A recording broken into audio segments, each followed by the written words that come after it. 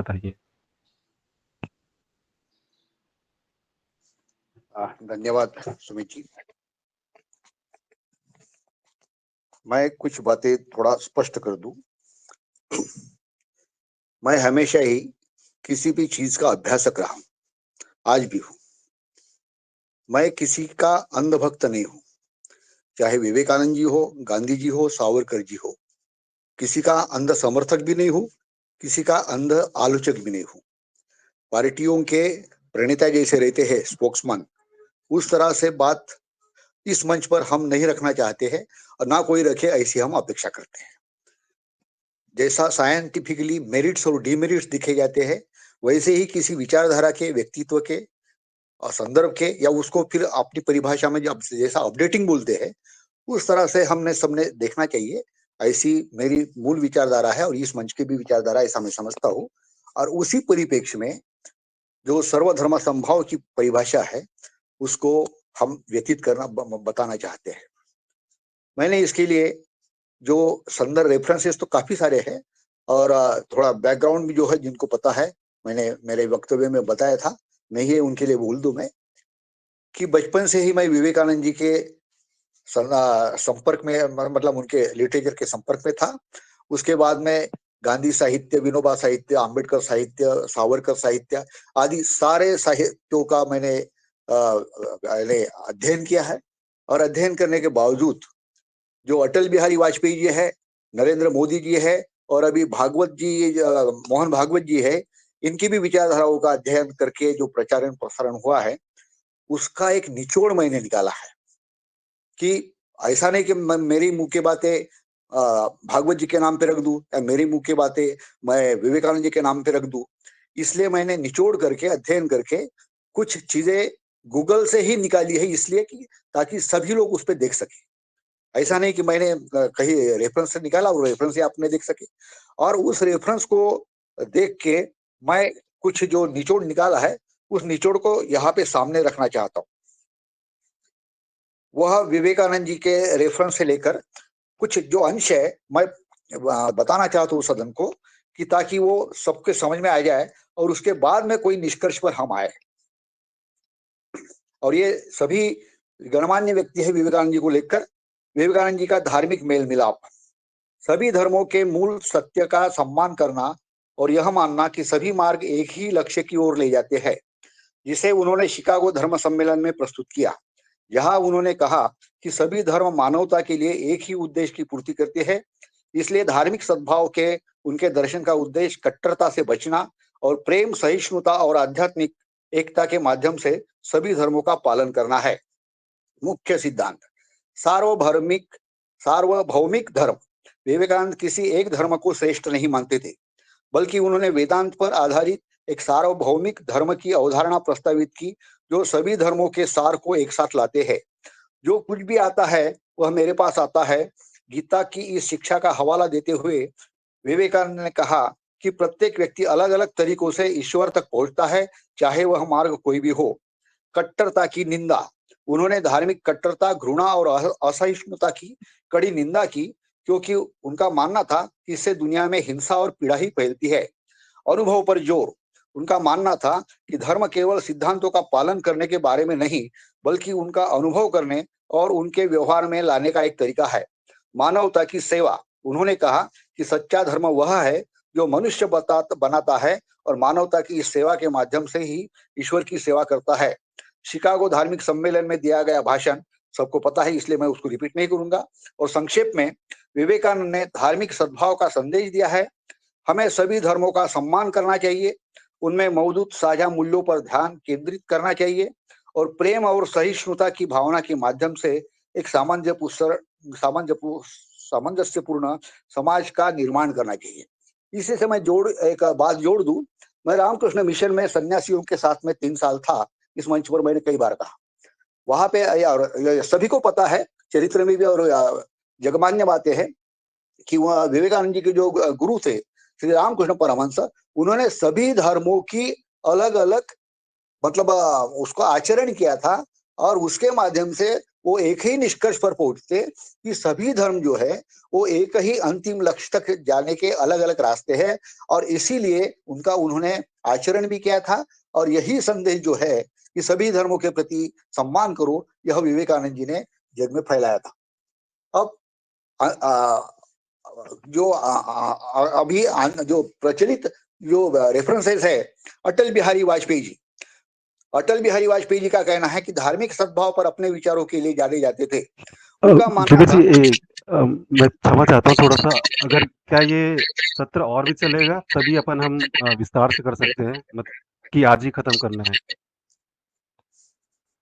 क्योंकि मुझे नहीं लग रहा ये हो पाएगा।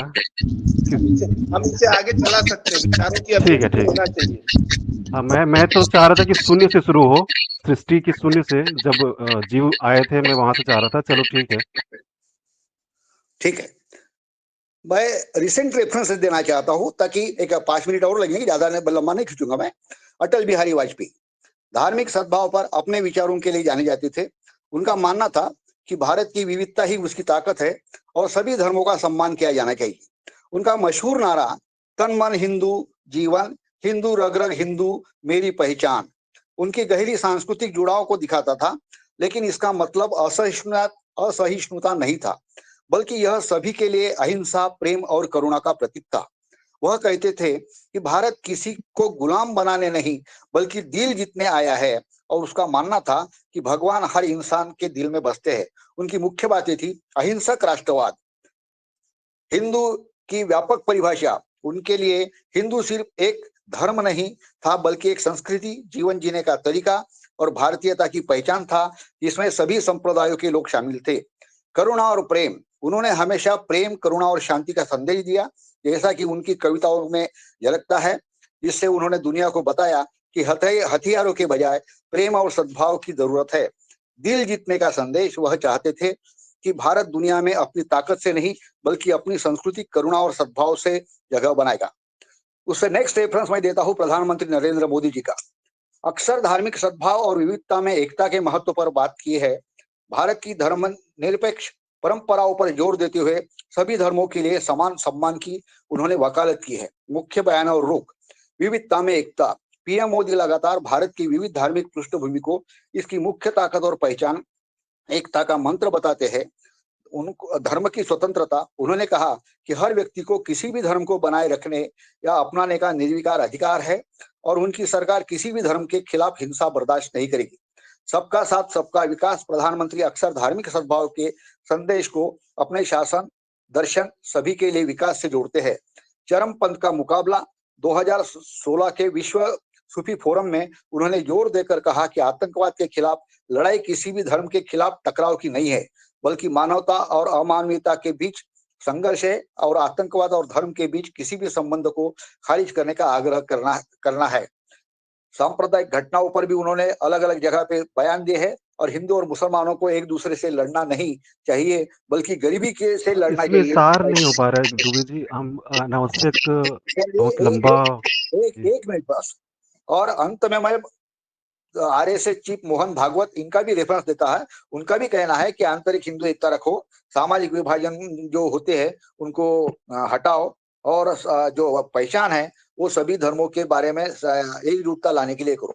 रेफरेंसेस खत्म हो गए, ताकि इसलिए कि जिस आधार पे लोग लड़ाइयाँ करना चाहते हैं, या किसी एक संगठन के या किसी परिप्रेक्ष्य के बारे में पक्षधर या वो पार्टी के प्रणेता बनना चाहते हैं, उसी के लिए मैंने Hindu Hindu Monks of India या सनातन मॉन्क्स या सनातन प्रेरक ऑफ इंडिया, उन्हीं के रेफरेंस दिया है। अब आते हैं अपनी बात पर। आपका जो कहना है कि धर्मनिरपेक्षता बनाम सर्वधर्म समभाव, तो इसमें ऐसी बात है, या फिर आप आपका नहीं, आपका बनाम नहीं है, वो तो एक हो गया, धर्मनिरपेक्षता और सर्वधर्म समभाव एक हो गया। ठीक है, दोनों एक ही है। हाँ। तो आपको जो पूछना चाह स्पेसिफिक पूछना चाहते हैं, आप हाँ फिर जी, से। जी, सीधा प्रश्न उत्तर ही करेंगे और केवल उस प्रश्न का ही उत्तर करेंगे। हाँ, बोलिए तो बोलिए। जी, मेरा मैं क्षमा चाहता हूँ, मैं बोलना पड़ रहा है। मुझे 10 वर्ष लगे हैं मैं खत्म करने में, और जी। मैं संवाद की सहजता के लिए मैं प्रयोग करूँगा। मैं अभी केवल कृष्ण भगवान के लिए जीता हूँ, कृष्ण के लिए काम करता हूँ, और उनका क्या धर्म होगा मुझे नहीं पता, वो हिंदू है, सनातन है, जो भी है, ठीक है। तो आप तो ये बताइए, इस्लाम और मुसलमान की व्याख्या 2 अलग-अलग होनी चाहिए कि एक ही होनी चाहिए? देखिए, इस्लाम मुसलमान इसके बारे में अलग है होना, एक होना, वो उसके बारे में वो हमने अलग से अध्ययन नहीं किया है। लेकिन भगवान रामकृष्ण जो परमहंस थे, उन्होंने जो इस्लाम में यही कहे यही गए, समस्या है, यही समस्या है जो हाँ, बॉलीवुड ने किया। इतने अच्छे-अच्छे सूफ़ी गाने डाले कि सारा शांति का संदेश दो, सारे प्रेम उसमें ही भरे हैं। जब उनका नाम आएगा तो सब अच्छे काम कर रहे हैं, और जो गंदा काम करेगा वो ब्राह्मण करेगा और ठाकुर करेगा। ये ना ये बीज बड़े प्यार से भरा गया है। ये समस्या आपके साथ है, आप भी रेफरेंस ले रहे हैं, आपका खुद का अनुभव नहीं है। अगर हमको सीधे सीधे जाइए, जाकिर नायक से हमको समझना पड़ेगा कि इस्लाम को समझना है तो बुक से ही जाना पड़ेगा। अब ये अलग बात होती है कि वो उसका क्या अर्थ निकाला, अनर्थ निकाला, वो हमारा सिर दर्द नहीं है। वो गया था भाई मदरसे में, वो गया था कुरान के पास। वहाँ पे पर्यायवाची नहीं होती है, अरबी कुरान में पर्यायवाची नहीं होती, जस का तस होता है। हमारे में होता है पर्यायवाची, और उसका गलत अर्थ भिमटे निकालते हैं, ये वामपंथी निकालते हैं, और फिर हम अपने धर्म को दोष देते हैं क्योंकि हम श्रुति वाले थे, उसका लिखा गया। दुबे जी माइक बंद करो। अच्छा, म्यूट जी, कर, जी। एक आदमी बोले। हाँ जी। तो वो देखिए, इस्लाम जो आयतें लिख गई और कुरान लिखा गया, हदीस लिख गया, वो वैसे का वैसा है, जस का तस है। अब मुसलमान बनना अलग चीज़ है और इस्लाम होना अलग चीज़ है। और सनातन धर्म में आप उसकी व्याख्या नहीं कर सकते, जितनी बोल लीजिए, वो समुद्र है, सागर है। तो अब रेफरेंस लेना है तो मैं आपको स्क्रीन शेयर करता हूँ। मैं भी थोड़ा, मैंने तो अभी सारी बातें स्टेटस में लिख ही दी है।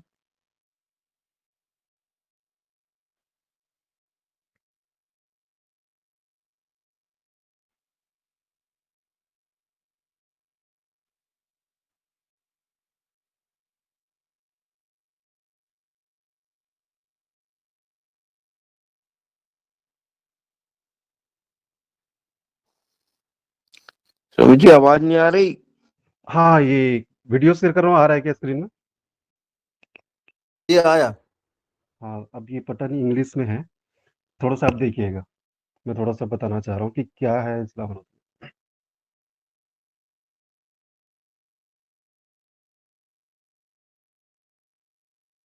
आवाज नहीं आ रही। अच्छा, आवाज़ नहीं आ रहा है क्या?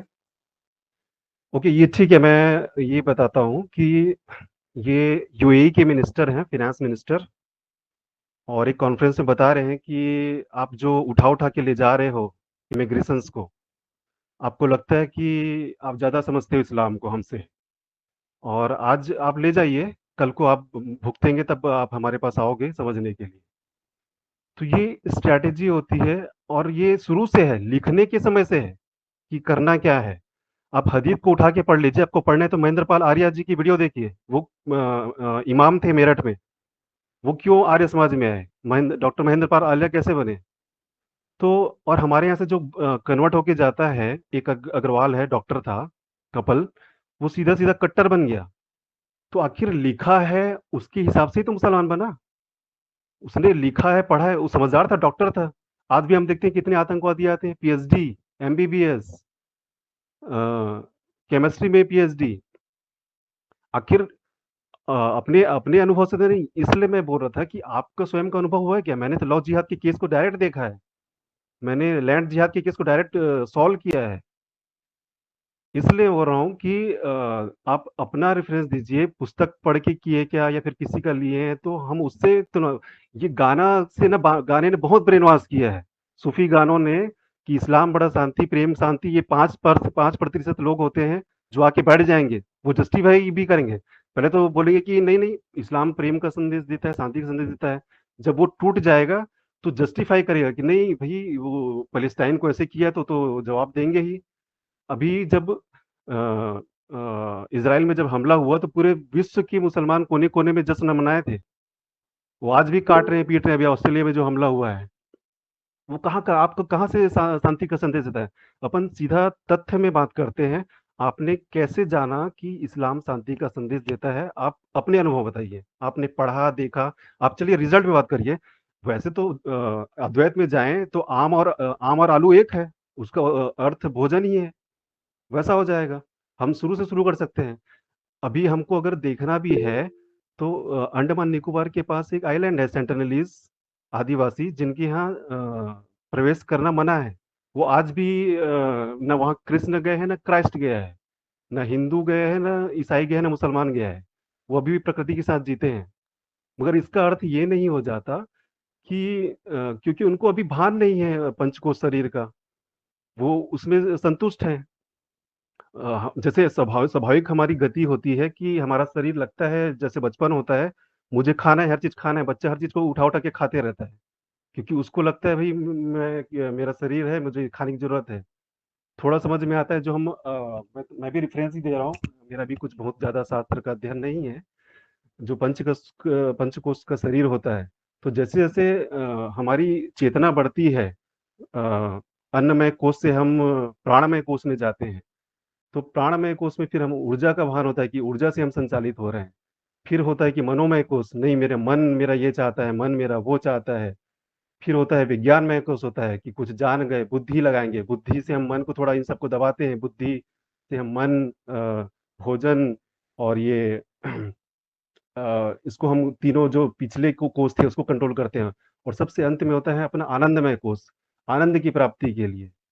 तो हो सकता है हम नहीं जानते, मैं फिर से रेफरेंस ले रहा हूँ, सुनने की ओर ले जाने का चाह रहा हूँ, वर्तमान में ही उस भूत से, जब पता नहीं वेद कब लिखे गए, कितना सत्य है आज, वो श्रुति सत्य के सत्य है कि नहीं, मनुस्मृति भी हम दोषपूर्ण देखते हैं आज भी, क्योंकि पहले श्रुति के ही थे, किसने लिखा क्या लिखा हमको भी नहीं पता।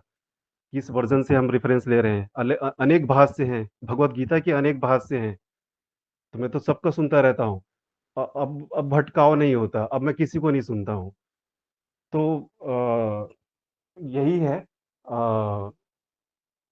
कि मैंने अपन जो रिजल्ट को देखते हैं, प्रोडक्ट को देखते हैं, इस्लाम इज अ थ्योरी और उसका प्रोडक्ट है मुसलमान।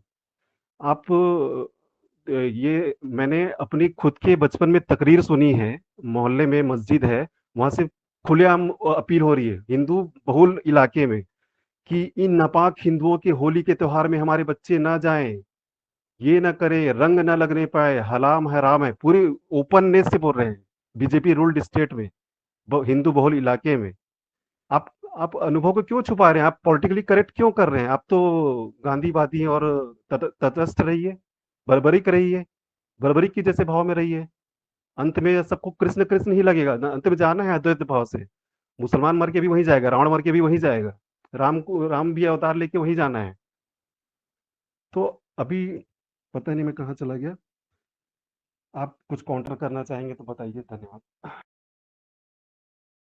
हेलो। हाँ हेलो सुमित जी। जी जी हाँ, मैं कुछ कहना चाहूंगा। जी बोलिए। मुझे आज अच्छा ओके ओके, आप बोलिए। ओके। हाँ, मैं एक छोटा सा प्रश्न है। इस्लाम जो है वो तैमूर के समय, औरंगजेब के समय ज्यादा क्रूर था, ज्यादा दुष्टता थी, या आज? हमेशा से हो तो मोहम्मद के समय से है, इसका आगाज ही वहीं से हुआ है। पढ़िए ना, हदीस पढ़िए ना, आप मत पढ़िए, बोर लगता है। महेंद्र पाल आलिया को जी को देखिए, मस्त वो धुन में एकदम राइमिंग करेंगे अरबिक कुरान को उठा के, और आपको बताएंगे वो क्यों आया निकल के। हमारे से जो देखिए, हमारे से जो कन्वर्ट होकर क्रिश्चियन हो जाते हैं, कितने कट्टर हो जाते हैं। पहले तो एकदम नास्तिक रहेंगे, और जैसे ही कन्वर्ट अभी होते और हैं। ज्यादा हो। आप जो कह रहे हैं ना भाई जी। साहब, सुमित जी, आप हाँ। जो कह रहे हैं ना, अभी क्रिश्चियन में ज्यादा कन्वर्ट हो रहा है। पिछले जितने भी सालों से क्रिश्चियनिटी आई है ना, मैं उससे 6 महीने ज्यादा रहा हूँ, कन्वर्ट। मैं 6 महीने उस गांव में रहा हूँ। मैं आरएसएस में रहा हूँ, मैं गायत्री परिवार में रहा हूँ, मैं आश्रम बापू में रहा हूँ, मैं आर्ट ऑफ लिविंग में रहा हूँ, मैं ईसा फाउंडेशन में रहा हूँ, मध्य दर्शन में रहा हूँ, सब जगह रहा हूँ। अभी जाकर मेरा ठहराव हुआ है सनातन संस्था में, हिंदू जन जागृति समिति में, जो क्लियर विजन है।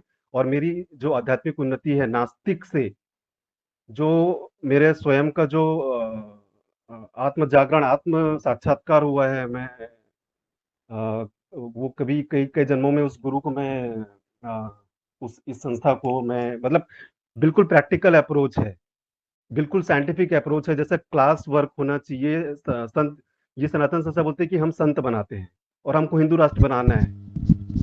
हाँ सुमित सेवाल जी कुछ कहना चाहते हाँ जी जी आदरणीय धन्यवाद। असल में ये चर्चा बहुत ही महत्वपूर्ण है और मैं यहाँ पे यानी किसी एक तरफ न हो करके अगर दोनों तरफ देखता हूँ तब भी मुझे ये लगता है कि मैंने भी बहुत बार ये देखा है कि सर्वधर्म सद्भाव तो होना चाहिए, लेकिन जब फिर हमने सामने से देखा कि धर्म क्या है और अन्य बातें देखी हैं, ये मान के मैं अभी भी आज भी इस वार्ता से पूर्व भी मैं यही मानता हूँ कि सभी को समान रूप में आगे बढ़ना चाहिए, निश्चित बात है। लेकिन मेरे देखने में जो अ, अनुभव है प्रैक्टिकल रूप से जो देखा है, अगर सभी ये जो अलग-अलग जो तथाकथित धर्म हैं, समान हैं, तो इनमें कन्वर्ट करने की इतनी बड़ी होड़ क्यों लगी हुई है? ये बहुत बड़ा प्रश्न मेरे मन में है। मैंने पूर्वोत्तर में भी जाकर के देखा, मैंने साउथ में जाकर के देखा और उत्तरी भारत में जो अंतिम उदाहरण है, 2-3 दिन पूर्व का है यानी 1 हफ्ते पहले का है, जो मैंने बीच में बात साझा भी करी थी कि एक या दूसरा पंथ, दोनों पंथ अगर हम देखें, चाहे इस्लाम हो, चाहे अ, उम, दूसरा पंथ जो है, इतने तेज़ी से आगे बढ़ रहे हैं और वो जैसे कि किसी बगीचे में जो संतरे हैं, उनको बोरियों में भरना, इस तरह की तत्कालता, एक तरह की उत्सुकता लोगों के बीच क्यों है, अपने पंथ में ये किसी भी तरह से बटोरने की। अगर सभी समान हैं, तो ये असमानता आगे बढ़ने की क्यों है? चाहे तलवार के बल पे हो, चाहे अ, चापलूसी के बल पे हो, चाहे घूस के बल पे, येन केन प्रकारेण इस्लाम और क्रिश्चियनिटी आगे क्यों बढ़ना चाहते हैं? मेरा ये प्रश्न बार-बार मुझे खौलता है। मैं यही प्रश्न आप जी के हाँ मध्य रखना चाहता जी जी। तो अगर क्रिश्चियनिटी को देखा जाए, और पहले भी हुआ था कि राज्य सत्ता के लिए धर्म का दोनों आपस में साठ-गांठ करके काम चलाते थे। तो जो क्रिश्चियनिटी भी, जैसे ब्रिटिशर्स भी आए, तो वो चर्च के माध्यम से आए, मतलब वो तो आया था यात्री, मगर चर्च के माध्यम से ज़्यादा उनका फैलाव हुआ था। तो वैसे ही अगर अफ्रीका का देखा जाए, तो एक वहाँ के बड़े जो सीनियर पोप हुए, मतलब पोप नहीं बोलना चाहिए, जो बड़ा पद होता है वहाँ पर, तो उनका कहना था कि जब ये मिशनरी आए थे, तो इनके हाथ में बाइबल थी और हमारे पास अपनी संसाधन और ज़मीनें थी। आज हमारे पास बाइबल है और ज़मीन और संसाधन उनके पास है। तो ये जो पंथ थे, आपने सही शब्द तो यूज़ किया, बाद में पहले बोले थे आप सब सर्वधर्म, धर्म बोलना ही नहीं है। अगर हम बोलने गए तो आमिर खान का भी एक धर्म है, शक्तिमान का भी एक धर्म है, क्योंकि हमको थोड़ा ही झूम जाते हैं, भावनाओं में बह जाते हैं कि अरे! सब कुछ है यहीं पे। इसने स इतने पिक्चर बना दिए, सभी हीरो इस युवावस्था का हीरो है, बूढ़ा वृद्धावस्था का हीरो है, बाल्यावस्था का हीरो है। तो वो भी एक प्रकार का पंथ धर्म हो गया। ये विराट कोहली भी एक धर्म हो गया, क्रिकेट एक धर्म हो गया, भारत में तो सब नए-नए प्रकार के बोलते ही रहते हैं। तो स्वाभाविक से अपन देखने जाएँ तो वर्तमान में भी है वो, अगर हम अध्ययन कर पाएँ उस सेंटिनेलीज आइलैंड का। कुछ-कुछ रिवाज करते हैं, वो मृत्यु के उपरांत उनको भी आत्मा तक की समझ है, बट वो शोध नहीं हो पाया। अब जैसे वेद हो सकता है कि ईश्वर की वाणी हो, या फिर कई ऋषि मुनियों ने शोध किया हो, कई पीढ़ियों का वो रहा हो। उसके बाद में उन्होंने जो बेस्ट आता है, जो भी करने का, धर्म का मतलब मेरे तो परिभाषा है कि किसी भी करने का, भोजन करने का, गाड़ी चलाने का, जो सर्वोत्तम मार्ग होगा, उपयुक्त होगा, उस परिस्थिति में, उस भौगोलिक दशा में, वो धर्म है। वो बदलता रहता है। मगर इस्लाम को देख लीजिए, आपको पैंट तो चढ़ा के ही पहनना है, मूंछ मुड़ा के ही रहना है। भैया उस भौगोलिक परिस्थिति में था, उनको कबीला का कबीला बनाना था, लड़ाई पे लड़ाई करने थे, तो बच्चे पे बच्चे पैदा करना है। वो उस परिस्थिति में था, मगर उन्होंने लिख दिया कि मोहम्मद मोहम्मद ने ऐसा किया है, तो तुम भी आज भी वही करते रहो, तलवार की नोक में फैलाते रहो। उन देखिए वहाँ पे आत्मा आत्मा पे बहुत ज़्यादा बात नहीं है, शब्द यूज़ किए हैं रूह का, सोल का, बट वो खत्म हो जाते हैं स्वर्ग नरक और हेल और हेवन में। मतलब बहुत ज्यादा उन्नति का मार्ग भी नहीं है, अगर स्वाभाविक रूप से भी हम अध्ययन करें। आप धरती में भी तो वही भोगना चाह रहे थे, यहाँ पर भी तो वही दुख था और वही सुख था, और तुम मरने के बाद भी आत्मा को भी वही ले जा रहे हो, वही सुख और दुख में। आगे का क्या? मोक्ष के बारे में तुम्हारी तो बात ही नहीं है। सबके विचार ले लें। आदरणीय, सबके आदरणीय, विचार ले कोई लें। तो भी एक संचालन करे, वरना ऐसा हो रहा है कि सुमित जी पूछते हमको जवाब देना, बीच में ही दूसरे तीसरे बोल जाते हैं। तो कोई तो भी एक संचालन करे, ऐसी मेरी रिक्वेस्ट है। आदरणीय मेहरा जी, आप संचालन करिए। जी ओम, जी ओम, जी ओम। तो अभी पुणे में डॉक्टर किशोर जी के पास जाता हूँ कि उनके हैंड रेज है, तो वो अपनी बात कहें। धन्यवाद। सुमित जी ने जो पूछा था कि भाई हमेशा ये इस्लाम से ही ऐसा क्यों होता, इस्लाम से ही होती है, इस्लाम में होता अपने को दिखता है। लेकिन सभी धर्मों में अगर हम इतिहास देखेंगे, अभी प्रचलित इतिहास भी देखेंगे, सभी धर्मों के साथ में ऐसा होता है। हिंदू धर्म में भी ऐसा होता है, क्रिश्चियनिटी में भी होता है, यहूदी और जू में भी होता है। नहीं, ऐसी बात नहीं है। हाँ, उसकी फ्रीक्वेंसी जो है किसी देश में बहुत ज्यादा दिखती है, किसी में कम दिखती है, लेकिन ये सभी धर्मों के साथ में होता है। और शुरू का आपका क्वेश्चन जो था कि अगर सभी धर्म समान है और एक ही सत्य की तरफ जाते हैं तो बाकी उसमें लड़ाइयाँ क्यों होती है? तो सत्य को पहचानना और उसके प्रति प्यार करना, उसको समझना, अंगीकारना एक बात है, और उसके चिन्हों को, सांप्रदायिक या पांथिक चिन्हों को अंगीकारना दूसरी बात है। और दूसरी बात आसान लोगों को लगती है और उसी से लड़ाई झगड़े होते हैं। सभी धर्म जितना शांति का संदेश देते हैं, तो संसार में सबसे ज्यादा लड़ाइयाँ भी धर्मों के नाम पे हुई है। और वो इसलिए हुई है कि भाई मेरी संख्या बढ़नी चाहिए, मेरे फॉलोअर्स बढ़ने चाहिए, मैं गुरु मैक्सिमम लोगों का बनना चाहिए। ऐसी जो एक आंतरिक भावना होती है आम जनता में, जिनकी समझ कम और चिन्हों को अवतरण करना की संकल्पना ज्यादा होती है, इसीलिए ऐसा होता है। और ये सभी धर्मों के साथ में होता है, इस्लाम के साथ भी होता है और बाकी धर्मों के साथ भी होता है। धन्यवाद। जी, इसमें जी डॉक्टर इसमें उत्तर दीजिए। सुमित जी, सुमित उत्तर देना पड़ेगा ना। इसमें हम कंफ्यूजन ना रखें कि देखिए, इस्लाम और मुसलमान और सनातन या फिर जो भी ईश्वर का धर्म और हिंदू, हमको पहले ये क्लियर करना पड़ेगा कि हम केवल एक पे ही बात करें। धर्म को समझना मतलब समझना है तो इस्लाम को समझें और हम अपने वेद ग्रंथ को समझें। हम वहां से सही गलत को पहले तय करें। आपने कुछ भी कभी भी एक आध भी रेफरेंस लिया है क्या कुरान की आयतों को? हम पहले इस्लाम सही है कि नहीं वो समझते हैं, मुसलमान अच्छा मुसलमान बुरा मुसलमान बाद में तय करेंगे। या फिर आप ऐसा कोई काल या देश बताइए जहाँ पे शांति से किसी काल में रहे हैं ये। इस्लाम, मुसलमान G is a G product from the Islam. हम पहले इस्लाम को तय कर जी लें सही थोड़ा गलत। सुमित जी, थोड़ा मैं डॉक्टर राकेश आर जी को और भी इस उसमें शामिल कर रहा हूँ। तो डॉक्टर राकेश आर जी आए, और जो चर्चा हो रही है इस पर आपके क्या विचार है? जी ओम।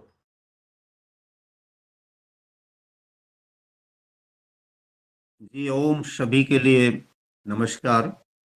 मैं सारी चर्चा को सुन रहा हूँ। चर्चा यदि तुलनात्मक है तो एक बात है, और यदि ये देखना है कि धर्मनिरपेक्षता क्या है, धर्म क्या है, तो एक बात है। एक विषय पर ही बांधना पड़ेगा। ये जो कहा जा रहा है कि इस्लाम भी ऐसा, वो भी ऐसा, और कुल मिलाकर के सारे धर्मों में ही उग्रवाद होता है, मैं सुमित जी की इस बात से सहमत हूँ। सारी दुनिया में अगर आतंकवाद है और अशांति है तो वो इस्लाम के कारण है, और ऐसा है तो क्यों है? इस पर आपके क्या विचार हो सकते हैं डॉक्टर किशोर जी के? दूसरी बात मैं ये कहना चाहता हूँ कि वेद जो दुनिया का सबसे पहला ग्रंथ है, जब बात सुनने की आती है तो जहाँ से हमारी शुरुआत हुई वहाँ पर वो क्या कह रहा है? वहाँ पर वो स्वराज्य के बारे में चिंतन करते हुए कह रहा है कि आपको संसार में दो पॉलिसीज पर काम करना है। एक तो वो कहता है जन भ्रतस्थ का अभिप्राय होता है कि जन कल्याण के लिए कार्य करना है। दूसरा वो कह रहा है कि आपको विश्व भ्रतस्थ, अर्थात आपको विश्व कल्याण के लिए कार्य करना है।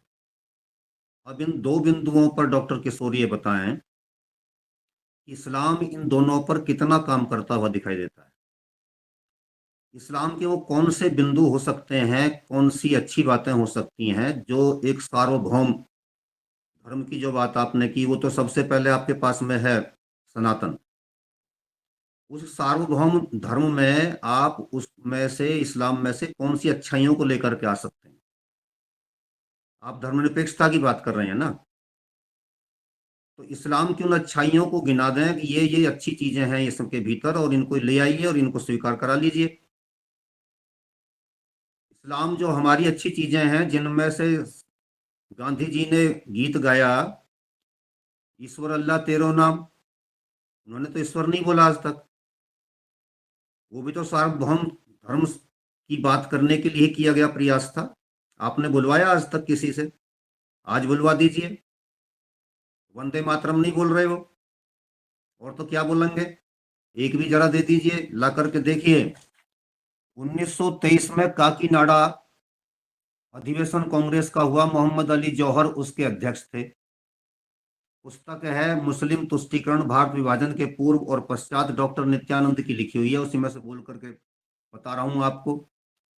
मोहम्मद अली जिन्ना ने 7 करोड़ हरिजनों को धर्मांतरण कर मुसलमान बनाने की सलाह दी थी, ताकि उनकी जनसंख्या मिलाकर मुसलमानों की जनसंख्या के बराबर हो जाए और इस देश का आधा आधा बंटवारा सीधे सीधे हो जाए। इस पर आपके क्या विचार हैं? काकीनाडा 1923 में हुआ था, 2023 भी निकल गया, विचार में तो परिवर्तन नहीं आया। वहां के वहीं खड़े हैं, तोड़फोड़ करेंगे, देश को बांटेंगे, काटेंगे।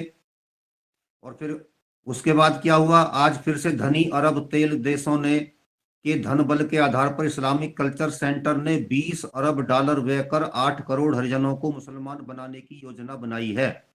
ये जो जय भीम और जय मीम के नारे लग रहे हैं, सार्वभौम धर्म सम्मेलन के लिए लग रहे हैं या सर्वधर्म समभाव के लिए लग रहे हैं? इस पर आपके क्या विचार हो सकते हैं? मीनाक्षीपुरम में अनेक लोगों को मार काट करके वहां पर वो बनाया, पूरे देश में चल रहा है।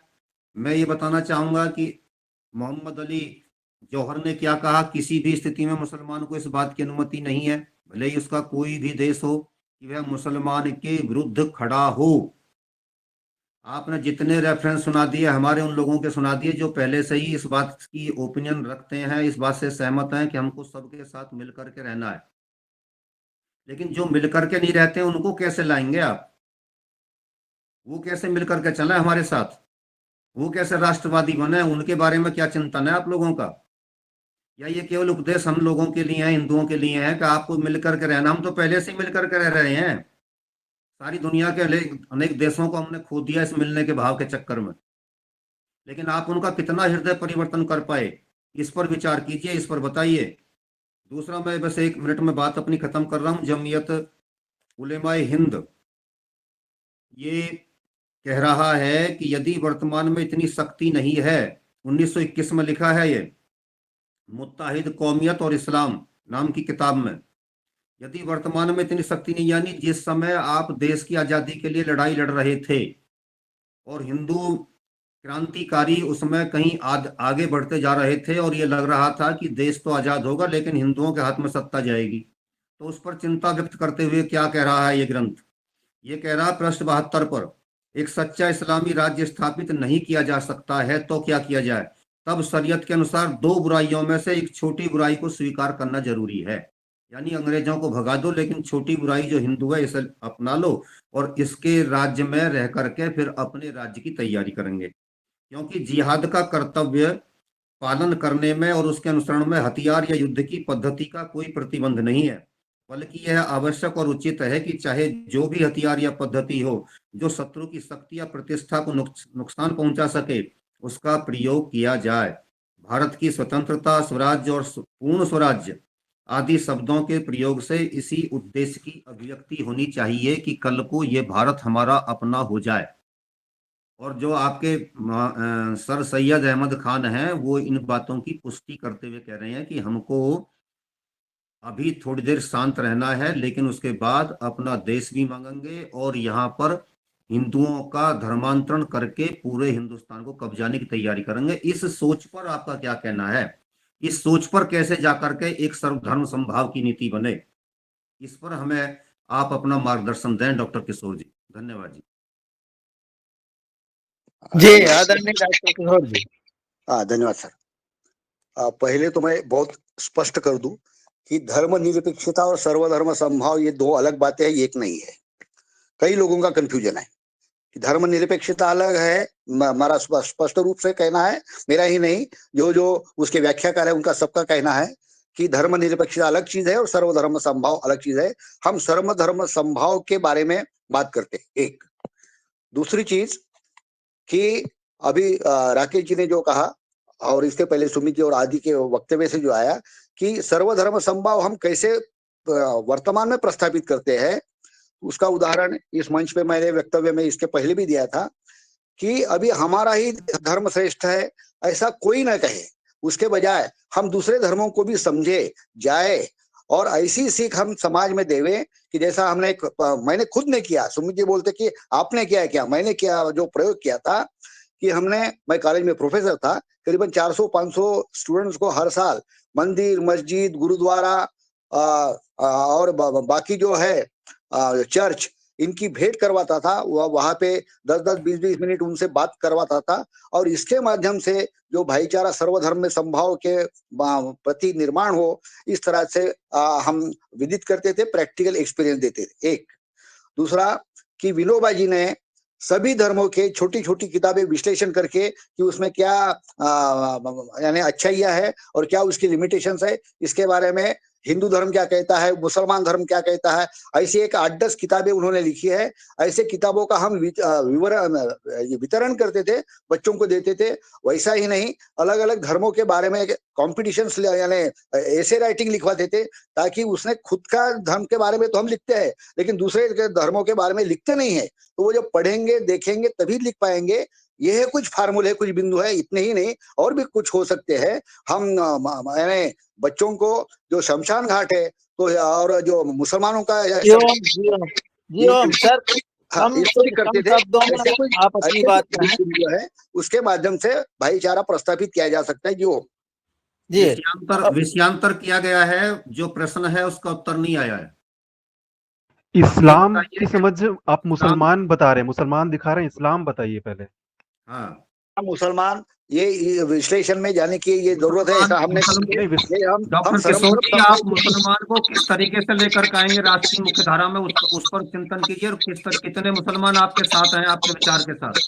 सर, मुसलमानों के साथ में भी हम इंटरैक्शंस करते थे, उनको भी क्या आपके साथ कितने लोग लगे इंटरेक्शन करना एक अलग चीज है। ये तो गांधी जी से सरदार पटेल ने भी कहा था, गांधी जी आपने उर्दू बोल के देख ली, कितने लोगों का हृदय परिवर्तन कर पाए हो आप।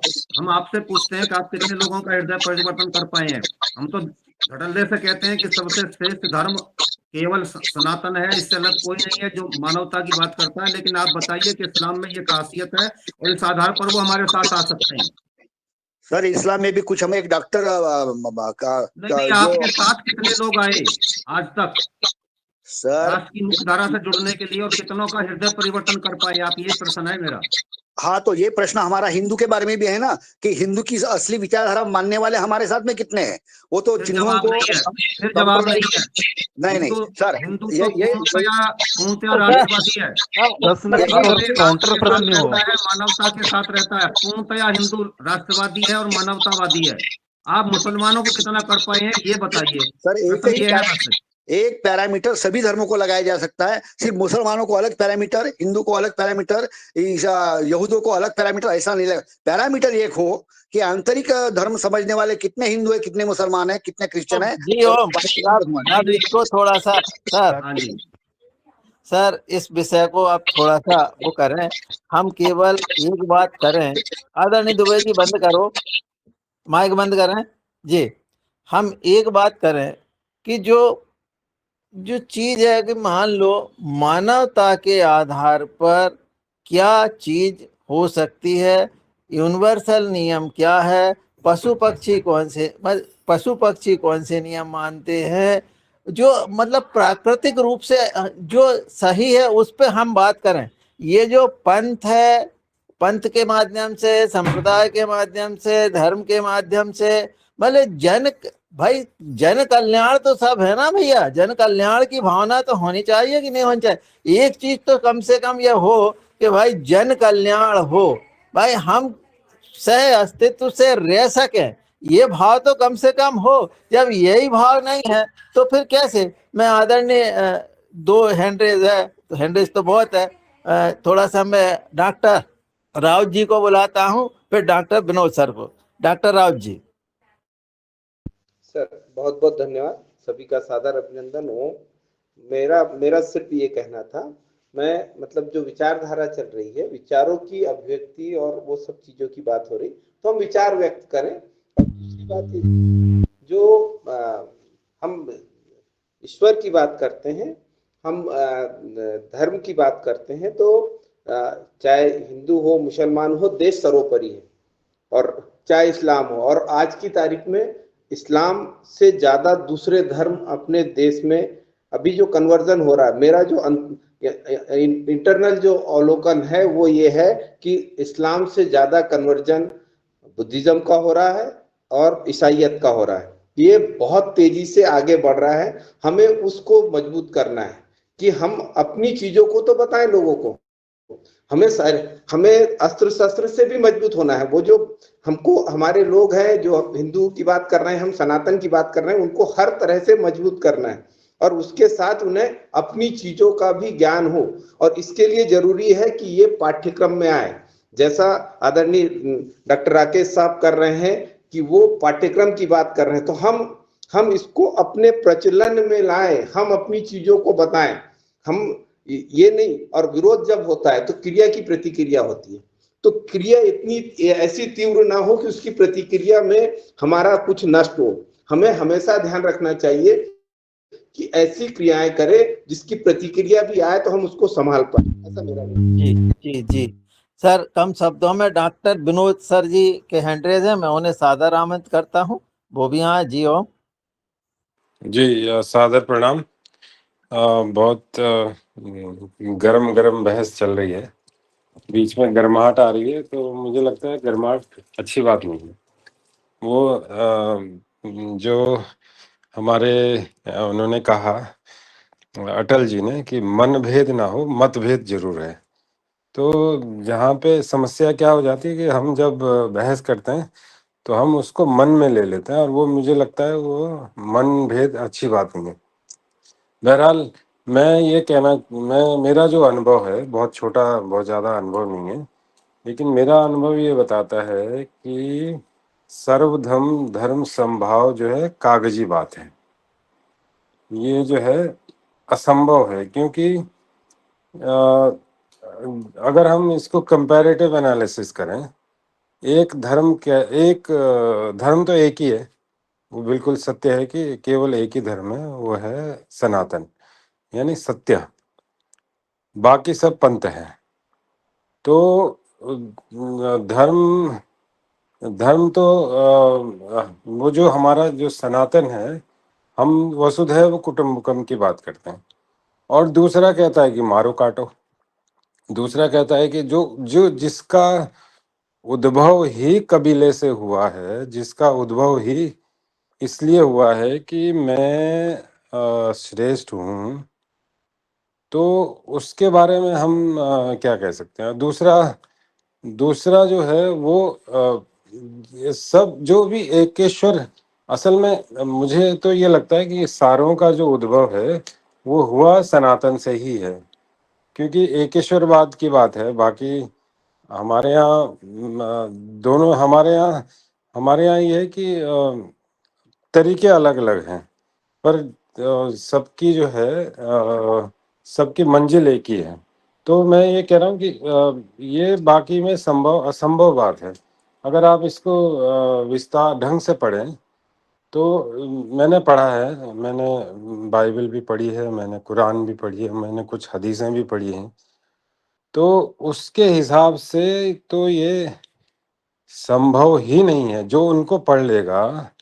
और क्योंकि असल में आप कृष्णमूर्ति जी ने कहा है, कृष्णमूर्ति जी की मुझे बात अच्छी लगती है कि हम अपने बाउंड्रीज बनाते हैं और हम उनको पोषित करते रहते हैं जीवन भर। उन बाउंड्रीज को पोषित करते थे। जैसे मैंने ये देखा कि मैंने विज्ञान में भी, जैसे आपने अपना एक आइडियल बना दिया कि ये मेरा, मैं इसको फॉलो करता हूँ। अब आप जो है, चाहे उसने गलत बोला चाहे सही बोला, पर आप उसको फॉलो करते हैं और जिंदगी भर आप उसको, तो उसी तरह से ये पंथ है। हम एक अपना आइडियल बनाते हैं और हम उस पंथ को ढोते रहते हैं। तो ये तो इसलिए हमें, जब से गुरुकुल हमारे खत्म हुए हैं सनातन में, और ये स्ट्रेटेजिकली किया गया है। मैकॉले को ये राकेश जी ने बहुत विस्तार में बताया था। और ये कि जितना राष्ट्रवादी हमारा आर्य समाजी है और जितना राष्ट्रवादी हमारा आरएसएस है, वो मुझे नहीं लगता कि वो कोई दूसरा है। धन्यवाद। ओम, बहुत सुंदर सर। अब मैं आदरणीय जो है स्वास्तिक से शरद वर्मा जी को बुलाता हूँ, वो भी आए, उनके हैंड रेस थे। जी, बहुत अच्छी जो चर्चा है वो बहुत अच्छी चल रही है और इसमें बहुत सारी जानकारियां मिल रही। मैं ये मतलब जानना चाहता है सर कि जो धर्म बने हैं, जहां से भी इनका जन्म हुआ है, जो धर्म जहां से भी बना है, तो ये धर्मों का जो अलग अलग जो कर दिए गए हैं, ये किस कारण किए गए? क्या इनसे मतलब क्या इनका तत्व है? कहाँ से इनका जन्म हुआ? ये हमेशा विरोध में, मुसलमान हमेशा विरोध में ही क्यों रहता है? हर चीज में विरोध रहता है इसका। तो ये कैसे अपने एक धारा में मिल सकता है? मुझे नहीं लगता कि ये कभी मिल पाएगा। इसकी नींव भी विरोध में रखी है हिंदू की। हम हाथ सीधा धोते हैं, वो हाथ उल्टा धोते हैं। अब आप बताइए, एक छोटी सी चीज है, लेकिन अपना खाना सात्विक है, उनका है ही नहीं खाना सात्विक। तो कैसे दुबे सर ये अपने साथ मिलेंगे? जिसका खाना अलग, जिसका रहना अलग, जिसका सोना अलग, जिसकी परंपराएं अलग, जो हमारी हजार बातें हैं, वो हजार विरोधी हैं, उनके शब्द सब रखे गए। क्या ये हिंदू के विरोध के लिए ही इसका निर्माण किया गया है क्या? इस पे मैं थोड़ा सा प्रकाश चाह रहा था जी सुमित जी का। जी जी। अभी सब प्रश्न सुन रहे हैं। अंत में जो है इसके निकलेंगे, तो मैं आदरणीय वर्मा जी को बुलाता हूँ, वो आए। ओम, जी जी सदन को सादर प्रणाम। बहुत सारगर्भित चर्चा चल रही है अभी, खासतौर से हिंदू और मुसलमान के विषय में। मैं आप लोगों से एक क्वेश्चन पूछना चाहता हूँ। आज के समय में दुनिया में सबसे ज्यादा शांति किन किन देशों में है और वहाँ कौन सी समाज के लोग रह रहे हैं? तो मैं आपको बता दूं कि सबसे बस ज्यादा शांति, बताओ मत, सबको हाँ, मालूम है। आप तो बस प्रश्न कर लिया, क्योंकि समय नहीं है सर जी। ठीक, आपका प्रश्न हुआ। आदरणीय प्रणाली जी, आदरणीय प्रणाली जी, चलिए। ओम ओम प्रणाम। ये चर्चा बहुत ही सारगर्भित है। मेरा एक ही प्रश्न है। हमारे वरिष्ठ आदरणीय डॉक्टर किशोर दुबे जी अपने मार्गदर्शन में बताते हैं कि मैंने कॉलेज में अनेक बच्चों को अनेक कार्यक्रमों में प्रबोधन किया, उनको सर्वधर्म समभाव। मैडम, ये सब प्रश्न कर दो आप, बस हाँ, आपके मन प्रश्न में इतना बाकी ही सब। है। हाँ, प्रश्न प्रश्न कर दो। इतना ही है कि वो जो है ना मुसलमान लोग, उन्होंने आपको कितनी बार अपने आपके कार्यक्रम में आपको बुलाया मार्गदर्शन करने के लिए? इतना दिल उनका बहुत बड़ा है क्या? अभी बिल्कुल आपका ये इसको बिल्कुल मत करो कि दुबे जी ही जवाब देंगे, ये कोई बात नहीं है। अभी हमारे पास 3 वक्ता बहुत जो है उस पे, आदरणीय पवन सर जी हैं, आदरणीय सुमित जी है, आदरणीय जो है हमारे राकेश आर जी हैं। ये सब प्रश्न जो है आपने कर लिए हैं, तो इन प्रश्नों के जवाब वो सब देंगे। तो मैं आदरणीय अब उन बातों की ओर चल रहा हूँ। सबसे पहले मैं आदरणीय पुनः दुबे जी को बुलाता हूं। वो बहुत कम शब्दों में बगैर व्याख्या के जो चर्चा हुई उस पर अपनी टिप्पणी दें। इसके बाद मैं राकेश जी को बुला रहा हूं। धन्यवाद सर। निश्चित रूप से जो मुसलमानों के द्वारा आयोजित कुछ कार्यक्रम थे उसके उनके साथ में बात करने में, उनके प्रोग्राम में सहभागी करने का होने का मुझे मौका मिला है निश्चित रूप से। और ये भी देखा गया है कि ऐसे आयोजन में यदि हम जाते हैं तो बड़े सम्मान से वो लेते हैं। एक दूसरा बिंदु ऐसा है कि बुराइयां अपने अपने धर्मों में भी है, ये मुसलमान लोगों ने भी मेरे को यार बताया हम अब उस पे बन नहीं जा रहे, मत करो। बस वो हम कह रहे केवल आपने जो कुछ सुना है उस पे आपके विचार क्या है वो बता दो। तो निश्चित रूप से यही बात है कि सभी धर्मों के साथ में इंटरेक्शन, उनके साथ में बात करो तो वो अपनी बात सुनते हैं, अपनाते भी है और अपने साथ सहयोग करने को भी तैयार है। और जो शरद जी ने बोला था कि सभी हिंदू कैसे बनेंगे, मुसलमानों को हिंदू बनने की जरूरत नहीं है। मुसलमान ही रहेगा, हिंदू ही रहेगा, क्रिश्चियन रहेगा, सभी आपस में अच्छा भाईचारा रखे, यही विश्व यानी सर्वधर्म संभाव की या वसुधैव जी जी जी, बस बस बस सर, बस हो गया।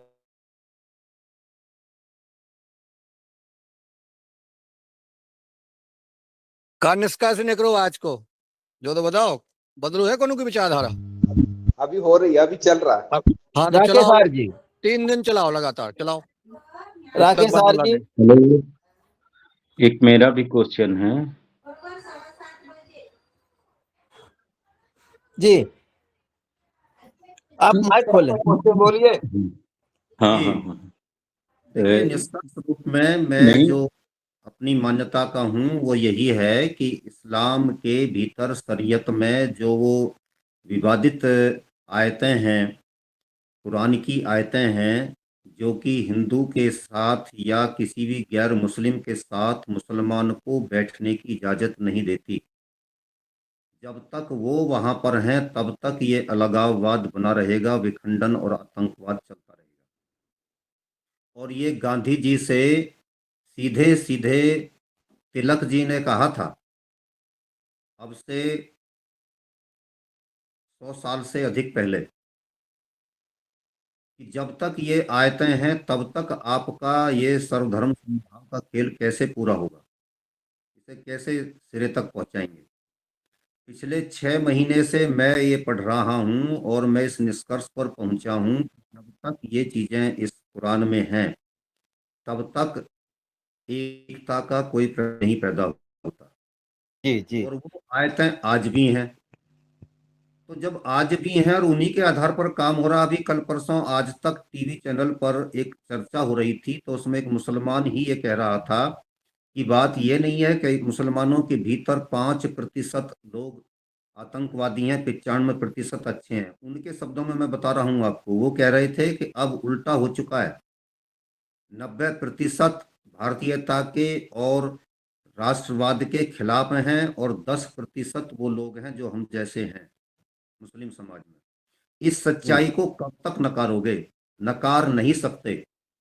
इसलिए अपने आप को इस बात के प्रति तो हम संकल्पित रखें कि हम सबके साथ मिलकर चलना चाहते हैं, लेकिन सावधानी भी बरतनी पड़ेगी।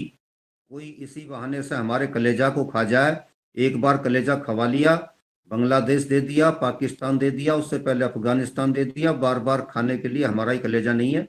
हम नहीं चाहेंगे इस तरीके से इस चक्कर में जी मैं कंक्लूड करूं जी कि जी, रमेश जी, मेरा जी, एक बार मैं कंक्लूड करूं 1 मिनट में। आदरणीय सुमित जी, जी, देखिए मैं दुबे जी, कम मैं शब्दों में। आसान, हाँ कम शब्दों में आसान हाँ। कर देता हूँ दुबे जी। इस्लाम का मूल बुरा है, मुसलमान अच्छा हो सकता है। इस्लाम का मूल ही बुरा है, मुसलमान अच्छा हो सकता है। और सनातन का मूल अच्छा है, उसमें कोई दाग नहीं। हिंदू बहुत बहुत बुरा हो सकता है। ये सामान्य में समझने के लिए, और समझने के लिए आपको पुस्तक से जाना होगा, पुस्तक से इस्लाम को समझना पड़ेगा। मुसलमान क्या कर रहा है, ऐसे में तो सिया, सुन्नी, अहमदिया बहुत हो जाते हैं, गायत्री परिवार ये हो जाते हैं। मगर आपको समझना है तो पुस्तक, ये कंफ्यूजन मत रखिए कि मुसलमान को देख के मैं इस्लाम को समझूं। इस्लाम को इस्लाम की पुस्तक देख के समझना होगा। इसलिए आपको गांधी और अटल में नहीं जाना है, आपको जाकिर नायक और ऐसे लोगों पे जाना पड़ेगा जो अरबिक जानते हैं, जो कुरान को कुरान जैसा पढ़ के एज इट इज ट्रांसलेट करते हैं। वहां से आप इस्लाम को समझिए, फिर मुसलमान को आप देखते रहिए। धन्यवाद। बहुत सुंदर। आदरणीय पवन सर।